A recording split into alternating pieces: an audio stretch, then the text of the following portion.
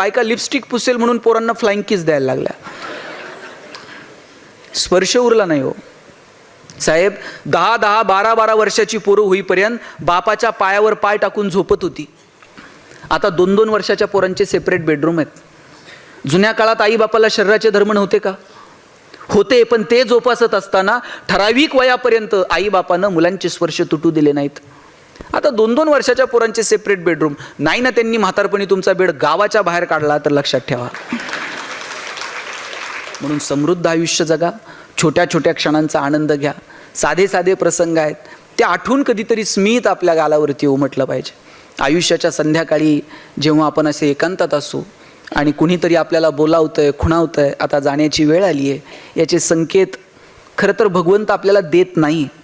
पण त्याची जर कधी चाहूल लागलीच तर जाताना स्मित आपल्या गालावरती असलं पाहिजे. देव खूप सुंदर वागलाय आपल्यासोबत. येण्याचे संकेत देतो पण जाण्याचे संकेत मात्र देत नाही. येण्याचे संकेत 9 महिने आधी मिळतात, कोणतरी येणार आहे, पण जाण्याचे संकेत 9 मिनिट पण आधी मिळत नाही. कुठे प्रतिकार करायचा, कुठं प्रतिसाद द्यायचा, मला वाटतं हे समजलं पाहिजे. आणि म्हणून मला ज्ञानोबांचा हेवा वाटतो, संतांचा हेवा वाटतो. ज्ञानोबांनी सांगितलं ज्याला ज्याला जे जे हवंय ते मिळू दे. तुकोबांनी सांगितलं तुम्ही तुमच्या शब्दांवरती नियंत्रण ठेवा. ज्ञानोबा तर सांगतात कसं बोला, साच आणि मवाळ, मितुले आणि रसाळ, शब्द जैसे कल्लोळ अमृताचे. काय लागतो गोड बोलायला? चांगलं बोलायला काय पैसे लागतात का?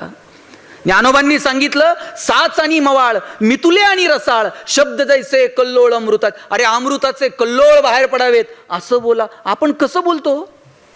परवा पेशंट चेक करायला डॉक्टर आलते. डॉक्टर पेशंटला सांगत होते चांगलं चुंगलं खात जा, खाण्यापिण्यावर 2 रुपये खर्च करा. बायको बाहेर पळत आली आणि म्हणली डॉक्टर तुम्हीच सांगा, हे खायला प्यायला पैसे खर्च करत नाही. मग म्हणली असं डॉक्टरच्या मढ्यावर पैसे घालावं लागते. कसं बोलावं? साच आणि मवाळ, मितुले आणि रसाळ, शब्द जैसे कल्लोळ अमृताचे. प्रेमानं बोलायला काय लागतो? प्रेमानं बोला. मी मगाशी सांगितलं कौतुक हे 4 चौघात करायचं आणि चुका ह्या एकांतात सांगायच्या. चुका सगळ्यांकडनं होतात, त्या दाखवल्याही पाहिजेत, पण एकांतात. आणि कुणी जर चांगलं काम करत असेल तर त्याचं कौतुक करा. कुणी चांगलं काम करत असेल तर त्याच्या पाठीवर थाप मारा. अरे वा छान काम केलंस असं म्हणून बघा. काय लागतो? मी अनेक भाषणांमध्ये सांगतो कौतुक करा, कौतुक करा. आणि म्हटले कुणाचं कौतुक करायचं? म्हटलं कुटुंबापासून सुरू करा, घरापासून सुरू करा. आईचं कौतुक करा. आई तू जन्म दिला, मला ही सृष्टी पाहायला मिळाली, मी तुझा आभारी आहे. कधीतरी कृतज्ञता व्यक्त करा. बापाला म्हणून बघा बाबा तुम्ही शिकवलं, तुम्ही दिशा दाखवली म्हणून आम्ही पायावरती उभे राहिलो, तुमचे उपकार कधीच फेडणार नाही. बापाला अपेक्षा नसते कौतुकाची, पण बरं वाटतं पोरांना जाणीव आहे. कधीतरी पत्नीला म्हणून बघा तू तुझ्या आई वडिलांचं नाव गाव सगळं सोडून आली, माझा संसार तू तुझा केला, कायम मी तुझा ऋणी राहील. काय अडचण आहे का? बाकीचं सगळं ऐकलं लोकांनी. ते म्हटले ते पत्नीचं कौतुक करा म्हणल्यावर 2-4 जण भांडायला आले माझ्या. मला म्हणले तुमचं सगळं खरं आहे पण शेवटचं वाक्य परत बोललात ना तर लक्षात ठेवा. म्हटलं तुझं तुझ्या बायकोची काय दुश्मनी आहे का? अहो दुश्मनी नाही हो. म्हटलं मग कौतुक करायला काय अडचण आहे? कौतुक करायला ही अडचण नाही. म्हटलं मग अडचण काय? म्हटलं तिला ऐकायला येत नाही, याचं काय करायचं? म्हटलं दवाखान्यात जा, डॉक्टरांकडे घेऊन जा, मशीन बिशीन लाव, मग कौतुक कर. म्हटलं संध्याकाळी दवाखान्यात जातो. बरं दवाखान्यात जाताना यानं बायकोला घेऊन जावं, ही एकटंच गेलंय. आणि डॉक्टरला म्हटलं बायकोला ऐकायला येत नाही. म्हटलं तर डॉक्टर म्हटले बायको कुठं? ती घरी. म्हटलं डॉक्टर म्हणले आता या कुठं मूर्खाच्या नादी लागतं. त्यांनी एक काम कर, घरी जा आणि किती अंतरापर्यंत बायकोला ऐकायला येत नाही ना तेवढं जरा मोजून ये म्हटले. त्या अंतरावरून ठरू काय कसलं मशीन लावायचं, काय करायचं. ह्या म्हणला सोपं आहे. घरी गेला, बेल दाबली, पोरानं दार उघडलं. पोरानं दार उघडल्याबरोबर यानं आवाज दिला, भाजी काय केली? बायको किचनमध्ये होती. तिकडून काहीच प्रतिक्रिया नाही. याला कळलं बायकोला दारातून ऐकायला येत. हॉलमध्ये गेला, भाजी काय केली? प्रतिक्रिया नाही. कळलं हॉलमधून पण ऐकायला येत नाही. किचनच्या दारातून आवाज दिला, अगं भाजी काय? काहीच प्रतिक्रिया नाही. याला कळलं प्रकरण गंभीर आहे. किचनच्या दारातून पण ऐकायला. बायकोच्या मागं जाऊन उभा राहिला आणि जोरात कानात ओरडला, अगं भाजी काय केली? बायकोनं हातातली कढई अशी दंदिशी आदळली. म्हणली 4 वेळा सांगितलं ना तुम्हाला बटाट्याची केली म्हणून.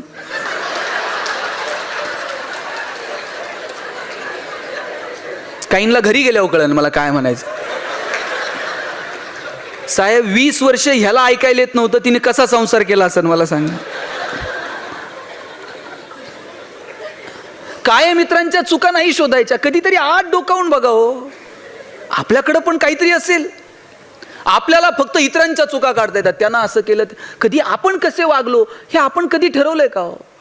आपल्यालाही ठरवता आलं पाहिजे की आपण नेमकं कसं वागतो. इतरांचं कौतुक कुणाच्या तरी आयुष्यामध्ये आपल्यामुळे आनंद निर्माण झालाय का, असे प्रसंग फक्त आठवून बघा. आणि कौतुक कुणाला आवडत नाही हो मला सांगा. सगळ्यांना कौतुक. अहो भगवंताला कौतुक आवडतो. तुकाराम महाराजांना विचारलं काय मागायचंय ते मागा. तुकाराम महाराज म्हटले हेची दान देगा देवा तुझा विसर न भावा. आणि मग विचारलं तुकोबा हे वरदान दिलं तुम्हाला काय कराल. गुण गाई न आवडी हेची माझी सर्व जोडी.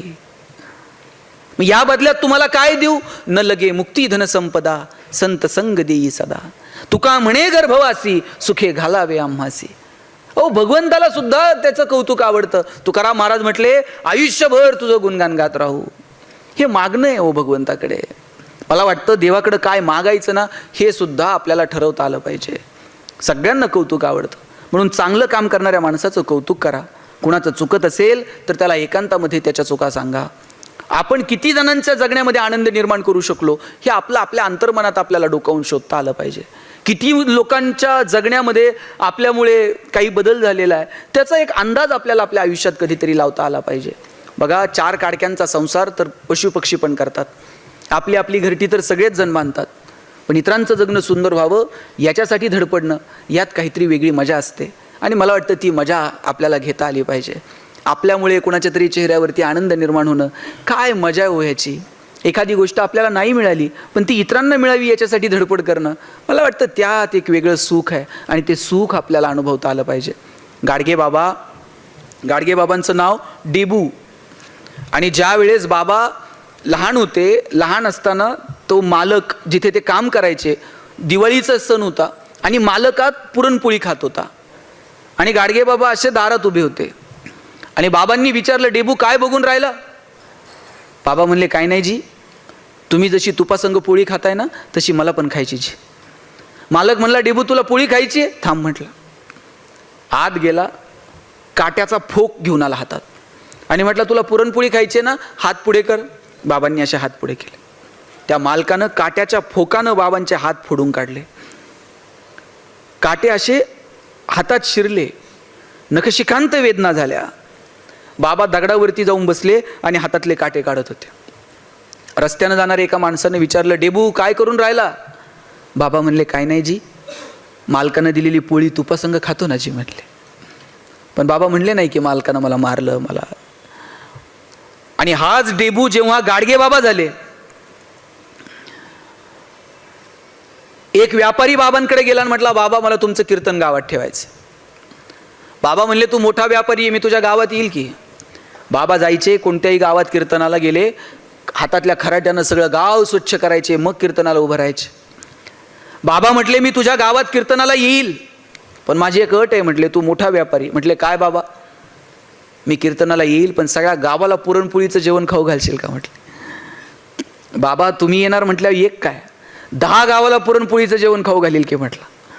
बाबा कीर्तनाला गेले, हातातल्या खराट्यानं गाव स्वच्छ केलं, कीर्तनाला उभे राहिले. गोपाला गोपाला देवकनिंदन गोपाला आनंदात सगळं गाव नाहून निघालं. कीर्तन झालं, लोकांनी पंक्ती धरल्या. त्या पंक्तींमध्ये उतरून बाबा स्वतःच्या हातानं लोकांना पुरणपोळी वाढत होते. आपल्याला पुरणपोळीचा घास खाता आला नाही पण हजारो लोकांना पुरणपोळी मिळावी म्हणून बाबा स्वतःच्या हातानं ती पुरणपोळी लोकांना वाढत होते. कीर्तन झालं, लोकांनी पंक्ती धरल्या, बाबांनी पुरणपोळी वाढली, लोकांची जेवणं झाली. बाबा जायला निघाले आणि ज्यानं कीर्तन ठेवलं तो पळत गेला. म्हटला बाबा सगळ्यांची जेवणं झाली, चला 2-2 घास आपण पण खाऊ. हा म्हटला 2-2 घास आपण पण खाऊ. बाबा म्हटले पुरणपोळी खायची हौस लहानपणीच फिटली, घास गिळत नाही आता. आणि पुढच्या गावाला बाबा जायला निघाले. बाबांना सोडवायला बैलगाडी आली. बाबा बैलगाडीत बसणार, बैलांची खपाटीला गेलेली पोटं बघितली. बाबा बैलगाडीतनं खाली उतरले. म्हणले बैलाचा मालक कोण आहे रे. म्हणले अमुक अमुक आहे. जवळ गेले त्याच्या दंडाला असा चिमटा घेतला आणि म्हणले, तुला तर लय रगत दिसून राहिलं, मग बैलांच्या पोटाकडे का बघत नाही? कधीतरी त्यांच्या पण पोटाकडे बघत जा. दंडाला चिमटा घेतला, बैलांच्या पोटात काय नाही म्हणून बैलगाडीत बसले नाही आणि अनवाणी पावलानं बाबा निघून गेले. ही माणसं संतत्वाला गेली हो. ही जी संवेदनशीलता आहे ना, ही आपल्या मनात असली पाहिजे. जोपर्यंत साहेब आपल्या डोळ्यात संवेदनशीलता आहे ना, तोपर्यंतच आपण माणूस आहोत. ज्या दिवशी आपलं व्याकुळ होणं थांबलं, ज्या दिवशी आपलं हळवं होणं थांबलं, त्या दिवशी समजावं की आता आपण माणूस नाही राहिलो. किती माणसं हळवी होती हो. घरात जर पाहुणे आले, रात्र रात्र सगळी माणसं एकत्र गप्पा मारत बसायची. आमच्या वडिलांच्या आत्या वगैरे जर आमच्या घरी आल्या ना मुक्कामी, अहो रात्र रात्र आम्ही सगळेजण गप्पा मारत बसायचो. 2 दिवस जर पाहुणे थांबले आणि तिसऱ्या दिवशी जर जायला निघाले, सगळं घर एसटी पर्यंत पाहुण्याला वाट लावायला येत होतं. आणि मग पाहुणा गाडीत बसला आणि पाहुण्यानं नुसता खिडकीतनं हात केला, टाटा केला, तरी सोडवायला आलेल्या लोकांचे डोळे पाणावत होते. इतकी माणसं भावनिक होती. एसटीला सोडवायला आलेल्या लोकांचे डोळे पाणावत होते. आता मी बघतो लोक अंत्यविधीला जातात, तिकडं प्रेत जळत असतं आणि लोक इकडं मोबाईलमध्ये खेळत असतात. किती आम्ही भावना शून्य झालो. भगवान श्रीकृष्ण असा करंगळीवरती गोवर्धन उचलतात आणि ज्यानं करंगळीवरती गोवर्धन उचलला तो कृष्ण बासरी मात्र 2 हातांनी घट्ट पकडतो. आता ज्याला करंगळीवरती गोवर्धन उचलता येतो त्यानं बासरी तर अशी गरगर फिरवली असती हो, पण करंगळीवरती गोवर्धन उचलणारा कृष्ण बासरी 2 हातांनी घट्ट पकडतो. कारण काय माहितीये? कृष्णाला ठाऊक आहे पराक्रम हा रणांगणात गाजवायचा असतो आणि नात्यांमध्ये प्रेम जपायचं असतं. आपण उलट केलं. आपण नात्यांमध्ये पराक्रम गाजवला आणि रणांगणात शस्त्र ठेवून दिली. परवा एक जण म्हणला 10 वर्ष झाले भावाच्या दारात गेलो नाही. काय पराक्रम आहे? तो मेल्यावर तुम्ही जाल, त्याला कळतं आता भाऊ आलाय. 10 वर्ष झाले बहिणीचं तोंड बघितलं नाही. शेवटची साडी चुळी भावाची असते, ती गेल्यावर तुम्ही जाल, तिला कळतं भाऊ शेवटची साडी घेऊन आलाय, आता रडतोय. ज्या बांधावरती काहीच पिकत नाही त्या बांधावरती 2 भाऊ आयुष्यभर भांडत राहिले. बरं, दोघांच्या भांडणात वकील 2 एकर विकत घेते, पण एकाच आईच्या पोटी जन्माला आलेले 2 भाऊ नको नको त्या गोष्टींवरून भांडत राहतात. अरे कुणीतरी एखाद्यानं मोठ्या मनानं माफ करून टाकावं, कुणीतरी एखाद्यानं माफी मागावी. शुल्लक गोष्टी आहेत, संपून टाकाव्यात चर्चेनं. पण आमचा अहंकार आडवा येतो आणि मग नाती सुद्धा राहत नाहीत. भावाभावामध्ये, बहीण भावामध्ये, नात्यांमधले जर प्रेम कमी झालं ना, त्याला कारणच मुळात आमचा अहंकार आहे. ते प्रेम टिकलं पाहिजे तर आम्ही माणसं आहोत. ज्ञानेश्वर महाराज समाधीला जायला निघाले आणि निवृत्ती महाराज रडायला लागले. अरे रडणाऱ्या निवृत्ती महाराजांना विचारलं, नामदेवराय विचारतात, निवृत्ती दादा डोळ्यात पाणी का? आकाशात कितीतरी तारे येतात आणि निखळतात, आकाशाला त्याचं का दुःख वाटावं? निवृत्ती महाराज पुढे आले आणि म्हटले, नामदेवराया आकाशात कितीतरी तारे येतात आणि निखळतात, आकाशाला त्याचं दुःख नसतंच मुळी. ज्ञानाची आणि माझी भेट कालही होती, आजही आहे, उद्याही असेल, पण भाऊ म्हणून हे सगुण रूप परत कधी बघायला मिळायचं नाही, म्हणून डोळ्यात पाणी आलं. काय म्हणावं या प्रेमाला? ज्ञानियांचे ज्ञानी, योगियांचे योगी असणारे ज्ञानेश्वर महाराज ताटी लावून बसले होते हो. आणि कुणी म्हणायचं ज्ञानोबांना ताटी उघडा, कुणी ते धाडस दाखवायचं. एवढीशी मुक्ताई पुढे आली आणि म्हटली, चिंता क्रोध मागे सारा, ताटी उघडा ज्ञानेश्वरा. मुक्ताईनं हाक मारली म्हणून ज्ञानोबांनी ताटी उघडली आणि ज्ञानेश्वरी सारखा महान ग्रंथ तुमच्या माझ्या समोर येऊन ठेपला. याला प्रेम म्हणतात हो. लेकरांना माणूस म्हणून जगता यावं म्हणून विठ्ठलपंत आणि रुक्मिणी झपदिशी आपला देह असा बुडून टाकला. हे प्रेम आहे. म्हणून नात्यांमधली जी गंमत आहे, नात्यांमधलं जे प्रेम आहे ते जपता आलं पाहिजे. कामाच्या निमित्तानं आपण एकमेकांपासून दूर असू, पण आता सुविधा आहेत, कधीतरी बोललं पाहिजे, संवाद साधला पाहिजे, नात्यांमधला स्पर्श कायम असला पाहिजे. आठवून बघा बरं, किती दिवस झाले आपला आपल्या आईसोबत स्पर्श नाहीये. 9 महिने आपण तिच्या पोटात होतो, आता 9 वर्ष झालेत आपण तिच्या पायालाही हात लावलेला नसेल. बरं, हा स्पर्श कुठपर्यंत आहे? जोपर्यंत ती जिवंत आहे तोपर्यंतच स्पर्श आहे. नंतर कितीही मोठा फोटो करून घरात लावला आणि रोज त्याला हार घातला तरी आईचा स्पर्श परत आहे का? बापासोबतचा स्पर्श आहे का? आठवत सुद्धा. अहो, स्पर्शाची भाषा ही खूप पवित्र भाषा आहे. आपला तो स्पर्श असला पाहिजे. कधीतरी आईचा हातात हात घेऊन बघावं. आणि आईबापाच्या स्पर्शाला काय लागतो? आईच्या पायावर फक्त डोकं ठेवून बघा, आई असं काळीच काढून देते, माझं आयुष्य पण तुला लागू दे म्हणते. सकाळी कामावर निघालात ना, बापाच्या फक्त पायाला हात लावा असं वाकून. 5 सेकंद लागतात खाली वाकून बापाच्या पायाला हात लावायला. बाप असा पाठीवर थाप मारतो, पठ्ठ्या सुखात राहा म्हणतो. स्पर्श आहे तो, स्पर्श कायम असला पाहिजे. मला सगळ्या महिला सांगा, तुम्ही माहेरी गेलात, आई काय करते? आई आल्याबरोबर तुमच्या हातात 2-5 हजार रुपये देते का? धरबाई फार दमून आली आहे. आल्याबरोबर आई जवळ घेते, तिच्या असं गालावरून हात फिरवेल, ती बोटं मुडेल, पाणी फिरून पलीकडे टाकेल.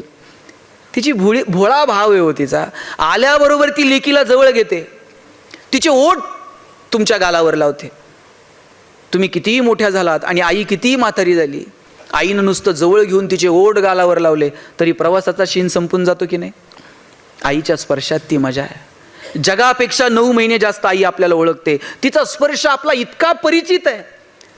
तिनं गालावर ओठ लावले तरी बरं वाटतं. आता मी बघतो बायका लिपस्टिक पुसेल म्हणून पोरांना फ्लाइंग किस द्यायला लागल्या. स्पर्श उरला नाही हो साहेब. 10-10, 12-12 वर्षाची पोरं होईपर्यंत बापाच्या पायावर पाय टाकून झोपत होती. आता 2-2 वर्षाच्या पोरांचे सेपरेट बेडरूम आहेत. जुन्या काळात आई बापाला शरीराचे धर्म नव्हते का? होते, पण ते जोपासत असताना ठराविक वयापर्यंत आई बापानं मुलांचे स्पर्श तुटू दिले नाहीत.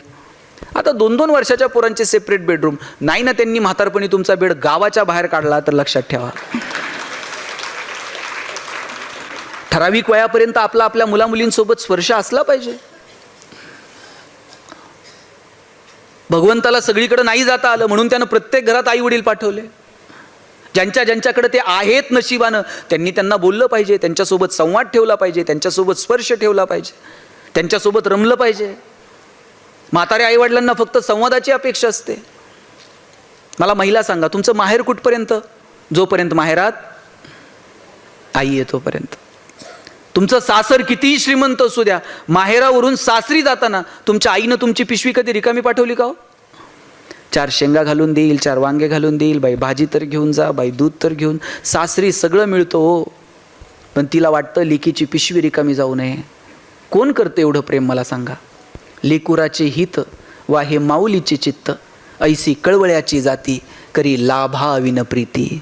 कोणत्याही लाभाची अपेक्षा न ठेवता तुमच्यावर प्रेम करणारे या जगात जर कोण असेल तर तुमची आई आणि तुमचा बाप आहे.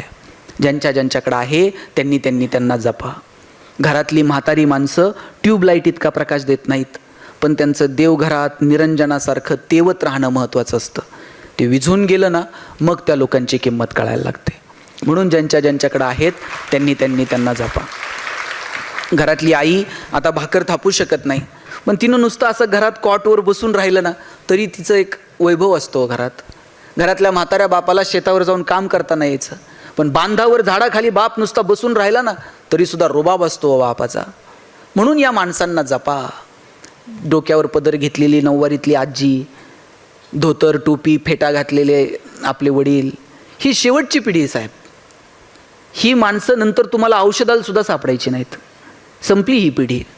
नाती सुद्धा आता काका आणि मावशी ही तर नातीच संपली. एकच मुलगा आहे आणि एकच मुलगी आहे. आता याला मावशी मिळणार नाही, काका मिळणार नाही त्या पोरांना. काका आणि मावशी ही नाती आता म्हण होती, आई मरो पण मावशी उरो. इतकं मावशीचं प्रेम असायचं. पोरांना बापाला म्हणताना भीती वाटायची, मग ते चुलत्याच्या मागे लागायचे, काका मला हे दे, काका मला ते दे. आता ही नाती संपली. शेवटचा घटका मोजतायत ही नाती. ज्यांच्याकडे ही नाती आहेत त्यांनी ती जपली पाहिजेत. त्यांनी तो संवाद ठेवला पाहिजे. तुम्ही सगळेजण तुमच्या कामामध्ये व्यस्त असता. आपण सगळेच, तुम्ही काय मी काय, आपण इतके कमालीचे व्यस्त असतो की या व्यस्त जीवनामध्ये आपल्याला बोलायला वेळ मिळत नाही कोणाशी.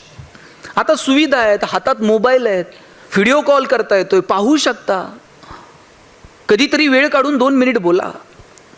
आपण इतके बिझी असतो, सगळ्या जगासोबत बोलायला वेळ असतो, पण घरातल्या म्हाताऱ्या माणसांसोबत बोलायला वेळ नसतो. परवा एका शेजारच्या आजोबांनी मोबाईल घेतला आणि पोराला सांगितलं, राजा मी पण मोबाईल घेतलाय. पोरगं म्हटलं, बाबा तुम्हाला कशाला मोबाईल पाहिजे आता? ते म्हटले, मला नाही रे बाबा, तू दिवसभर लोकांशी फोनवर बोलत असतो, आता माझ्याकडे पण मोबाईल आहे, हा नंबर ठेव, कधीतरी हा नंबर डायल करत जा, मी शेजारच्याच खोलीत असतो. इतके कसे कृतज्ञ हो आम्ही? घरातल्या म्हाताऱ्या माणसांनी एक प्रश्न जर दोनदा विचारला तर आपली चिडचिड होते. बाबा आत्ताच सांगितलं ना, 10 वेळा काय विचारता? अरे 1000 वेळा आपण प्रश्न विचारले तरी त्यांनी लहानपणी उत्तर दिली होती. हा चांदोमामाच का, ही आमुकच का, ती हंबाच का? किती वेळा एक प्रश्न विचारायचो, पण आईनं बापानं कधी प्रश्नांची उत्तर देताना कंटाळा केला नाही. आपल्या बोबड्या शब्दांना किती कुतूहल होतं तिला. आपले बोबडे बोल सुद्धा ती किती कानात प्राण आणून ऐकायची आणि 1000 वेळा त्या प्रश्नांची उत्तरे द्यायची. आता घरातली म्हातारी माणसं एक प्रश्न दोनदा विचारलं तर आपली चिडचिड होऊन जाते. लक्षात घ्या, हे चक्र आहे, आपल्यालाही तिथंच जायचं आहे आणि जे केलं ते इथंच फेडायचं आहे. वर गेल्यानंतर चित्रगुप्त हिशोब करीन मग याला स्वर्गात टाकू, हे तसलं सोडा. इथंच नीलचा शिक्का मारून निघायचं. घरातली म्हातारी माणसं लहान पोरासारखी हट्टी असतात. ती हट्ट करतील. लहानपणी त्यांची ऐपत नसताना त्यांनी आपले अनेक हट्ट पुरवलेत. आता जबाबदारी आपण त्यांचे हट्ट पुरवावेत, आपण त्यांचा आईबाप व्हावं. आणि त्यांचे हट्ट नाही आहेत की तुम्ही प्रॉपर्टी करा आणि आमच्या नावावर आणून ठेवा. त्यांचा हट्ट इतकाच आहे, 2 शब्द प्रेमानं बोला. तो संवाद जरी कायम राहिला ना तरी सुद्धा खूप झाला. आणि इथं जे तरुण मुलं मुली आहेत ना, माझं तुम्हाला सांगणं आहे की तुमच्या आईबापाचं तुमच्यावर जेवढं प्रेम आहे ना, तेवढं प्रेम तुमच्यावर जगात दुसरं कोणी करू शकत नाही. त्यांच्या प्रेमाची किंमत ठेवा. अरे काय तुमच्या आईचं प्रेम आहे तुमच्यावर. आता तू स्कूलमधनं घरी गेल्यानंतर आई पहिला प्रश्न काय विचारते? काय शिकवलं हे विचारत नाही. आई पहिला प्रश्न विचारते, टिफिन खाल्ला का, डबा संपवला का? काय प्रेम आहे हो. माझी आई, मी पुण्याला शिकायला गेलो तर नगरवरून जेवणाचा डबा पुण्याला पाठवायची हो. आणि सकाळी 9:30 वाजता शिवाजीनगरच्या स्टँडला आमचा जेवणाचा डबा यायचा.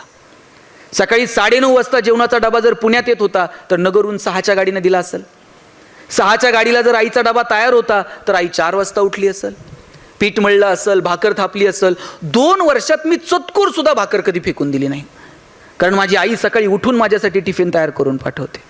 आणि टिफिन म्हणजे पोरांनो फडक्यात यायचे हो डबे, आणि फडक्यात चिठ्ठी असायची, पोरांनो डबे खा, फडके जपून ठेवा. फडके जपून ठेवायचे. शनिवारच्या गाडीने फडके परत नगरला यायचे, सोमवारी परत त्या फडक्यांमध्ये डबे यायचे. खेड्यात अजून बरे, आता तुम्ही बघा पोरांचे डबे चेक करा. Maggi, noodles, Kurkure, pastries, biscuits, विकत आणलेले प्रोडक्ट पोरांच्या डब्यात असतात. आणि अजून जर परिस्थिती सुधारली ना, बायका 100ची नोट टाकून देते डब्यात. नाही तर मग कॅन्टीनला गेल्यावर मला फोन कर, मी गुगल पे करते. इथपर्यंत येऊ देऊ नका. त्या नात्यांमधली मजा घेता यायला हवी हो, ते जपता यायला हवं. पोरींनो, तुमच्या बापाचं तर तुमच्यावर इतकं प्रेम असतं, तुम्ही जन्माला आलात ना त्या दिवसापासून बाप तुमच्या 2 गोष्टींचा विचार करतो. एक तुमचं शिक्षण आणि दुसरं तुमचं लग्न. बापाचं पोरावर प्रेम नाही, त्याच्यापेक्षा थोडं तरी जास्त प्रेम पोरीवर असतं. कारण बापाला ठाऊक असतं, ओसरीवरती थुई थुई चिमणीसारखी नाचेल आणि एक दिवशी भुर्रकन उडून जाईल. बापाला वाटतं काय देऊ आणि काय नाही तुला. बाप स्वतःला चप्पल घेत नाही, पण तुम्हाला शाळेत जायला चांगले शूज आणून देतो. बाप स्वतः फाटलेलं बनियन घालेल, पण तुम्हाला कॉलेजला जायला चांगले कपडे आणून देईल. बाप सायकलवरती कामाला जाईल, पण तुम्हाला कॉलेजला गाडी घेऊन देईल, बसचा पास काढून देईल. पोरीच्या लग्नात तर बाप असा फेटाबिटा घालून मिरवत असतो, मान बिन अशी उंच करून. पोरीचं कन्यादान झालं ना, मग मात्र जावायच्या हातात मुलीचा हात देतो, खाली मान घालतो आणि सांगतो, जावाय बापू तळ हाताच्या फोडाप्रमाणे जपली, सांभाळून घ्या. दिवसभर त्याच्या डोळ्यामध्ये अश्रूचा एक थेंब येत नाही, पण पोरीची गाडी एकदा निघून गेली ना, मग मात्र खांबाच्या पलीकडे जाऊन रडतो तो बाप असतो. मला वाटतं त्या अश्रूंचा सन्मान ठेवता आला पाहिजे. जन्म दिलेल्या आईवडिलांना कधीच विसरू नका. जगात सगळ्या गोष्टी मिळतील, पण आईबाप कधी मिळत नाहीत. आणि म्हणून ज्यांच्याकडं नशिबानं आहेत त्यांना जपलं पाहिजे. त्यांच्यासोबत संवाद आणि तो स्पर्श आपल्याकडे असला पाहिजे. मी सांगत होतो, नाती जपा. मग ते मित्रत्वाचं असेल, रक्ताची नाती असतील, पण या नात्यांना किंमत द्या. आपल्याला सगळ्या गोष्टींची किंमत कळाली, पण नात्यांची किंमत अजून कळालेली नाही. आपल्याला जमीन जुमला सगळं कळालं, पण नात्यांमधली मजा आपल्याला कळाली नाही. मला वाटतं ती नात्यांमधली मजा ज्या दिवशी कळेल ना, त्या दिवशी जगणं सुंदर होऊन जाईल. आपल्यामध्ये त्या संवेदनशीलता जिवंत ठेवा. इतरांसाठी काहीतरी करण्याची, इतरांसाठी काहीतरी देण्याची दानत आपल्यामध्ये ठेवा. काहींकडं ढिगाण आहे, पण देण्याची दानत नाही साहेब. इतकी प्रॉपर्टी आहे, बरं 1 रुपयाचं नाणं वर जात नाही, एक सुतळीचा तोडा सुद्धा वर जात नाही. बरं देव इतका सुंदर वागलाय ना, घेऊनही काय यायचं नाही आणि घेऊनही काय जायचं नाही. याच्यापेक्षा काय सुंदर वागावं देवानं. देवानं जर घेऊन यायची सुविधा दिली असती आणि परत घेऊन जायची सुविधा दिली असती, आपण सोयीनं गेलो असतो का? ह्याचं नेता येईल का, त्याचं थोडं नेता येईल का, काय करता येईल, काय नेऊ आणि काय नाही. काय सुंदर वागलाय देव आपल्यासोबत. घेऊनही काय यायचं नाही, घेऊन मजा करा, आनंद घ्या, सगळं तिथंच ठेवा आणि मस्त निरोप घ्या. अहो नाव सुद्धा राहत नाही हो.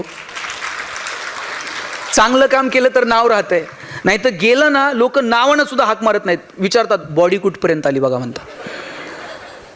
आणि आल्यावर थांबूही देत नाही. 2-4 जण तयार, घाई करा म्हणतात, उचला आता. लोकांनी घाई करायच्या आत जगून घ्या. लोकांनी उचलण्याच्या आत जगून घ्या.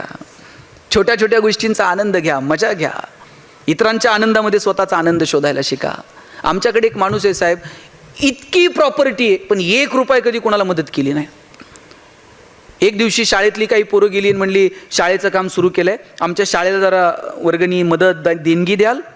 देणगी म्हणल्यावर ते हसायला लागलं. म्हणला देणगी? मी माझ्या पोरांची फी वेळेवर भरत नाही आणि तुमच्या शाळेला देणगी देतो काय? म्हटलं घरात कुणी आजारी पडलं तर घाईघाई मी कधी दवाखान्यात नेलं नाही आणि तुम्ही मला वर्गणी मागताय. पोरं हाताच झाली, म्हणली जाऊ द्या, आणि निघाली पोरं जायला. नीट ऐका मग कळतंय. पोरं जायला निघाली. त्या माणसाला काय वाटलं कुणास ठाऊक, त्यानं त्या पोरांना थांबवलं. म्हणले ए बाबांनो थांबा, तुम्हाला मी एक प्रश्न विचारतो, त्या प्रश्नाचं उत्तर जर तुमच्यापैकी कुणी बरोबर दिलं तर मी तुम्हाला 500 रुपये देणगी देईल. पोरं म्हटली 500 तर 500, बघू काय म्हणते ते. म्हणले काय प्रश्न आहे विचारा. हा म्हटला माझे 2 डोळे आहेत, त्यातला एक डोळा खोटा आहे, अमेरिकेवरनं बसून आणलाय. आत्तापर्यंत कुणालाही ओळखता आला नाही खरा कोणता आणि खोटा कोणता. यातला खोटा डोळा कोणता हे जर तुम्ही ओळखलं तर 500 रुपये देईल तुम्हाला. पोरं म्हणली एवढंच आहे ना. त्यातलं एक पोरगं पुढं आला आणि म्हणला काका मी सांगू तुमचा खोटा डोळा कोणता आहे? म्हटले सांग.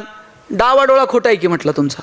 ह्याला आश्चर्य वाटलं, कुणालाच ओळखता आला नाही आणि ह्या पोरानं सांगितलं डावा डोळा खोटा आहे. ह्यानं विचारलं तुला कसं ओळखता आलं माझा डावा डोळा खोटा आहे? त्यात काय अवघड आहे म्हटलं काका, तुमच्या डाव्या डोळ्यात मला थोडीशी करुणा दिसली, थोडंसं प्रेम दिसलं, थोड्या संवेदना दिसल्या, थोड्याशा भावना दिसल्या आणि म्हटलं हाच खोटा असला पाहिजे. तुमच्याकडे पाहून तर वाटत नाही तुमच्याकडे हे शिल्लक आहे म्हणून. ज्या अर्थी डाव्या डोळ्यात हे दिसतंय या अर्थी तो खोटा असला पाहिजे, कारण खऱ्या डोळ्यात आता तुमच्या हे काहीही उरलेलं नाही. अरे जोपर्यंत संवेदना जिवंत आहेत ना तोपर्यंतच आपण माणूस आहोत, त्यानंतर मग नाही.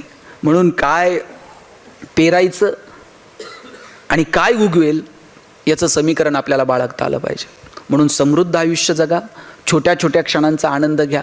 साधे साधे प्रसंग आहेत ते आठवून कधीतरी स्मित आपल्या गालावरती उमटलं पाहिजे. आयुष्याच्या संध्याकाळी जेव्हा आपण असे एकांतात असू आणि कुणीतरी आपल्याला बोलावतंय, खुणावतंय, आता जाण्याची वेळ आली आहे, याचे संकेत खरं तर भगवंत आपल्याला देत नाही, पण त्याची जर कधी चाहूल लागलीच तर जाताना स्मित आपल्या गालावरती असलं पाहिजे. देव खूप सुंदर वागलाय आपल्यासोबत. येण्याचे संकेत देतो पण जाण्याचे संकेत मात्र देत नाही. येण्याचे संकेत 9 महिने आधी मिळतात, कोणतरी येणार आहे, पण जाण्याचे संकेत 9 मिनिट पण आधी मिळत नाहीत. आणि जाण्याचे संकेत जर आधी मिळत असते, 9 महिने जर आपल्याला पत्र आलं असतं, तुमचं आटपलंय बरं का, हिशोब करून घ्या. पत्र आल्याबरोबर लोक गेली असती. देव किती सुंदर वागलाय, जन्माला येण्याचे संकेत देतो पण जाण्याचे संकेत मात्र देत नाही. एका स्मशानभूमीवरती खूप सुंदर वाक्य लिहिलेलं होतं, मेरी मंजिल बस यही तक थी, मैंने आते आते जिंदगी गुजारली.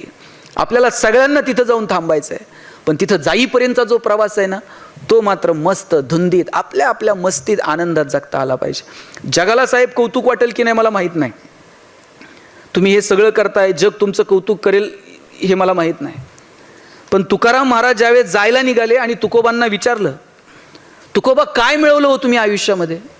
ग्रंथ लिहिले, अभंग लिहिले. तुकाराम काय म्हटले माहिती आहे? तुकाराम महाराज म्हणतात, कौतुक वाटे झाली या वेचाची. जगाला काय वाटतंय मला माहीत नाही, पण मी जे जगलो ना, माझं मला मात्र कौतुक वाटतंय. आपल्याला आपल्या आपल्या मस्तीत, आपल्या धुंदीत जगता आलं पाहिजे. आपल्याला कौतुक वाटलं पाहिजे. इतकं सुंदर जगता आलं पाहिजे आणि आपल्या जगण्याचा इतरांनाही हेवा वाटला पाहिजे. संभाजीराजे निघाले जायला. काय हो संभाजीराजेंचं जगणं. पहाडासारखा हा पोलादी पुरुष जेव्हा औरंगजेबाच्या समोर उभा होता, ज्या संभाजीराजांच्या डोळ्यांनी आयुष्यभर या सह्याद्रीचं सौंदर्य बघितलं, संभाजीराजांच्या डोळ्यामध्ये तप्त सळया सर्र आवाज करत आत घुसल्या, डोळे घेऊन मागं पडल्या, पण राजा मान झुकवत नाही. ज्या संभाजीराजांच्या कानांनी आयुष्यभर या सह्याद्रीचं संगीत बघितलं, त्याच संभाजीराजाच्या कानात तप्त शिसं ओतलं गेलं, पण राजा मान झुकवत नाही. ज्या संभाजीराजांच्या डोक्यावर आयुष्यभर सह्याद्रीचा मुकुट होता, त्याच संभाजीराजांच्या डोक्यात विदूषकाची टोपी घातली, पण राजा मान झुकवत नाही. औरंगजेबाच्या समोर असा पहाडासारखा संभाजीराजा उभा आहे आणि औरंगजेबानं विचारलं, बोल संभा, हार किसकी और जीत किसकी. संभाजीराजे म्हटले, हार कुणाची जीत कुणाची काय विचारतोस, आमच्या हातातल्या बेड्या काढ. ज्या क्षणाला आमच्या हातातल्या बेड्या काढशील, त्या क्षणाला संभाजी तोंडानं सांगणार नाही कुणाची हार आणि कुणाची जीत. संभाजीच्या हातातली समशेर सांगेल कुणाची हार कुणाची जीत. घरी गेल्यानंतर औरंगजेबानं डोळ्यात पाणी आणून सांगितलं बायकोला, कितना खुशकिस्मत है ओ शिवा, जिसने ऐसी औलाद पैदा की, मेरी 4 औलादे लेकिन सब गधों की फौज. अरे औरंगजेबाला सुद्धा हेवा वाटला की काय संभाजीराजा जन्माला आला. मला वाटतं आपण आपल्या रुबाबात जगावं, आपण आपल्या मस्तीत जगावं. जगाला कौतुक वाटलं तर ठीक, नाही वाटलं तर आपल्या आपल्या जगण्याचं आपल्याला कौतुक वाटलं पाहिजे. इतकं सुंदर जगावं आणि त्यासाठी इतरांचं जगणं सुंदर करता येईल का याच्यासाठी प्रयत्न करा. आनंदाचे क्षण असे टिपकागदासारखे शोषून घ्या. केवळ आणि केवळ संपत्तीच्या जोरावर तुम्ही आनंदी राहू शकत नाही, हे आज ठामपणे लिहून घ्या. मी पुन्हा पुन्हा सांगतो, पैसे कमवा, पण आनंदाचे क्षण टिपकागदासारखे शोषून घ्या. भूतानसारखं राष्ट्र आहे आपल्या शेजारी, ज्यांनी समाधानाचा निर्देशांक जाहीर केला आणि सगळ्या जगानं डोळे विस्पारले. भूतान सांगत होतं, आमच्याकडे चमचमीत रस्ते नाहीत, चकचकीत मॉल नाहीत, पण जगात आम्ही सगळ्यात समाधानी आहोत. एक तर दिवस असा येणार आहे की आपल्याला आपली सगळ्यांची प्रगती समाधानाच्या पातळीवरती मोजावी लागणार आहे. पैसे खूप येतो पण आनंद नाही. 10 साखर कारखान्याचे शेअर्स आहेत, पण डॉक्टरांनी सांगितले चमचाभर पण खायची नाही. कुठून मिळणार आहे आनंद. 10 लाखाचा दिवाण बनवून घेतलाय झोपायला, पण डॉक्टरांनी सांगितलंय मनक्यात गॅप आहे, चटेवर झोपत चला. कुठून आनंद मिळणार आहे. आनंद पैशांवरती नाही विकत मिळत. त्याच्यासाठी अपेक्षित असणारा संस्कार, आरोग्य, पर्यावरण, निसर्ग, या सगळ्या गोष्टींचा समतोल आपल्याला कधीतरी साधावा लागेल की नाही. भौतिक गोष्टी मिळवण्याच्या नादामध्ये आम्ही निसर्गाकडं इतकी डोळे झाक केली, ओरबडत राहिलो निसर्गाला. माणूस अशा आविर्भावात होता की जगात आम्ही सगळ्यात बुद्धिमान आहोत. कोण आहे जगात सगळ्यात बुद्धिमान प्राणी? कोण आहे सांगा बरं, कोण आहे? तुम्हाला शंका आहे का? कोण आहे मग? माणूस. आणि हे कुणी जाहीर केलंय? हे माणसानं जाहीर करून टाकलंय आपण जगात सगळ्यात बुद्धिमान. मग 2 वर्ष आपली बुद्धिमत्ता कुठे गेली ती? डोळ्यानं न दिसणारं एक विषाणू, सगळं जग जागेवरती थांबलं. आपण आपल्या बुद्धिमत्तेचा वापर निसर्गावर मात करण्यासाठी नव्हे, निसर्गासोबत जुळून घेता येईल का याच्यासाठी बुद्धिमत्तेचा वापर करायला हवा. मला आठवतंय, मी गावाकडे जर गेलो ना, असे गुडघे टेकून नदीला पाणी पिलेलं मला आठवतंय. लांबचा काळ नाहीये. आता पॅक बॉटलमधलं पाणी प्यायचं तर 10 वेळा माणूस विचार करते, नीट आहे का. गावाकडे जर आंब्याच्या सीझनमध्ये गेलो, सगळ्या पोरांचे शर्ट भरलेले असायचे, प्रत्येक घरात आंब्याची आडी होती. जांभळाच्या सीझनमध्ये गेलो, गावातल्या 2-4 पोरांचे हात मोडलेले असायचे. बोराच्या सीझनमध्ये गेलो, 2-4 पोरांची डोकी फुटलेली असायची. निसर्ग भरभरून देत होता.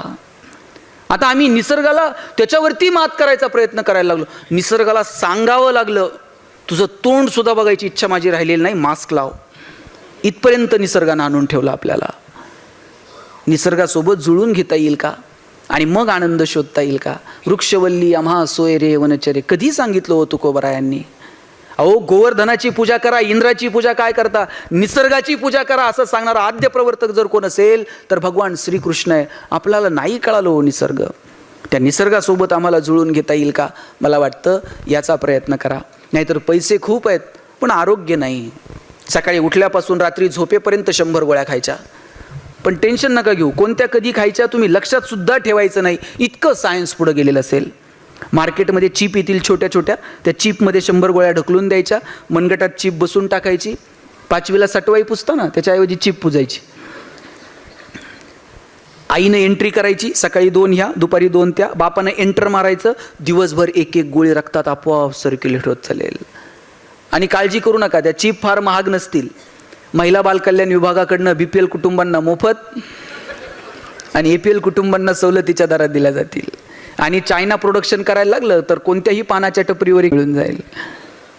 आम्ही याच समाधान शोधणार आहोत का, जे आमच्याकडे आरोग्य नसेल, आमच्याकडे पर्यावरण नसेल तर? आपल्याकडे जे आहे ते चाचपडून बघा, ते टिकवण्याचा प्रयत्न करा आणि छोट्या छोट्या गोष्टींचा आनंद घेत जीवन जगा.